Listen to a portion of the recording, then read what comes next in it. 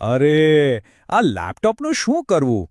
એક સમય હતો જ્યારે એકદમ રોકેટની જેમ ચાલતું હતું, અને હવે તો જાણે શહેરના ટ્રાફિકમાં કોઈ બળદગાડી ફસાઈ ગઈ હોય એવું લાગે છે. પણ ચિંતા ના કરો, આ બહુ સામાન્ય સમસ્યા છે, અને આજે આપણે એના મૂળ સુધી પહોંચીશું કે આવું થાય છે કેમ. અને તમને પણ એવું જ લાગે છે ને કે જાણે વરસાદમાં કોઈ રિક્ષા ફસાઈ ગઈ હોય એમ તમારું લેપટોપ ધીમું પડી ગયું છે? જો જવાબ હા હોય તો બસ તમે એકદમ સાચી જગ્યાએ આવ્યા છો. ચાલો આખી વાતને બરાબર સમજીએ. જુઓ, મોટાભાગે આપણને શું લાગે કે ભાઈ પ્રોસેસર જૂનો થઈ ગયો છે એટલે લેપટોપ ધીમું પડ્યું. પણ સાચું કહું, અસલી ગુનેગાર તો બીજો જ કોઈ છે. એ છુપાયેલો છે તમારા લેપટોપની પેલી થાકી ગયેલી બેટરીમાં. તો ચાલો આખી વાતને જરા ડિટેલમાં સમજીએ. મુદ્દો છે તમારી બેટરીનું ઘડપણ. હા, બિલકુલ સાચું સાંભળ્યું. જેમ આપણી ઉંમર થાય એમ બેટરીની પણ ઉંમર થાય છે અને સમય જતાં એ પણ નબળી પડી જાય છે. હવે આ કોઈ ખરાબી નથી હો, આ તો એક કુદરતી પ્રોસેસ છે. વૈજ્ઞાનિક ભાષામાં એને કેમિકલ એજિંગ કહેવાય. સાદી ભાષામાં સમજો તો તમે જ્યારે લેપટોપને 300થી 500 વાર ફૂલ ચાર્જ ડિસ્ચાર્જ કરો, એટલે કે લગભગ 1-1.5 વર્ષ વાપરો, એટલે બેટરીની અંદરના કેમિકલ્સ થાકવા લાગે છે.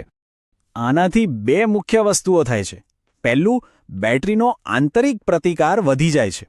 મતલબ, જેમ પાણીની પાઇપમાં કચરો જામી જાય અને પાણી ધીમું આવે ને, બસ એવું જ પાવરનું થાય છે.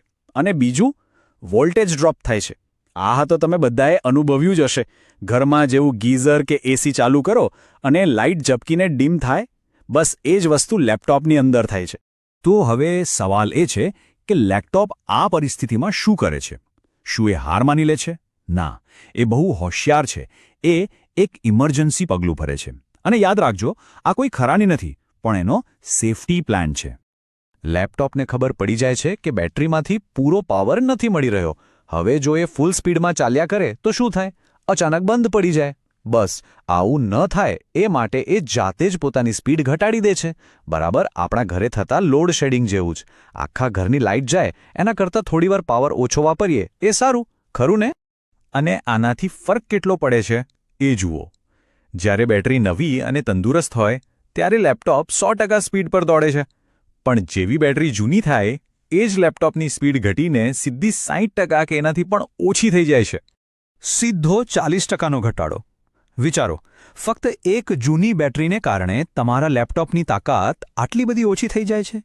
આ બહુ મોટો આંકડો છે. તો હવે આપણે પોતે ડૉક્ટર બનીએ.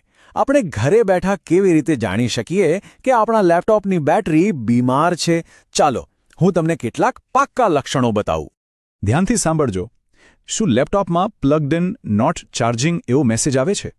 શું એનો ટ્રેકપેડ કે નીચેનો ભાગ થોડું ફૂલી ગયો હોય એવું લાગે છે?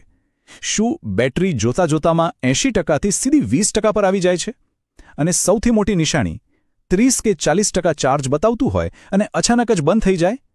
જો આમાંથી કંઈ પણ થતું હોય તો સમજી જજો, ઘંટડી વાગી ગઈ છે, બેટરી બદલવાનો સમય પાકી ગયો છે. પણ ગભરાવાની બિલકુલ જરૂર નથી. સારા સમાચાર એ છે કે આ રોગનો ઇલાજ બહુ જ સરળ અને સસ્તો છે. ચાલો હવે એના ઉપાયની વાત કરીએ. આ વાત હંમેશા યાદ રાખજો. આપણે સીધો જ પ્રોસેસરને દોષ આપીએ છીએ, પણ બિચારો પ્રોસેસર તો કદાચ પાવર માટે ભૂખ્યો હોય, એને પૂરતું ખાવાનું જ ન મળતું હોય તો એ કામ કેવી રીતે કરે? એક નવી બેટરીનો ખર્ચ કેટલો? બહુ તો લગભગ 5,000 રૂપિયા. અને હવે એની સરખામણી કરો નવા લેપટોપ સાથે, જેનો ખર્ચો થશે 70,000 કે એનાથી પણ વધારે. હવે તમે જ વિચારો, કયો સોદો સારો છે? અને ફાયદા જુઓ. ફક્ત એક નાનકડી બેટરી બદલવાથી તમારું લેપટોપ પાછું ફૂલ સ્પીડમાં દોડવા લાગશે. એ ગરમ પણ ઓછું થશે. અને સૌથી મોટી વાત, તમે એને ચાર્જર વગર આખો દિવસ લઈને ફરી શકશો. તો છેલ્લે બસ એક જ સવાલ. જો ગાડીના ખાલી ટાયર ઘસાઈ ગયા હોય તો શું આપણે આખી નવી ગાડી ખરીદી લઈએ છીએ? ના ને. તો પછી લેપટોપનું પણ એવું જ છે. આખી સિસ્ટમ બરાબર હોય તો ખોટો ખર્ચો શા માટે કરવો? જરા વિચારજો.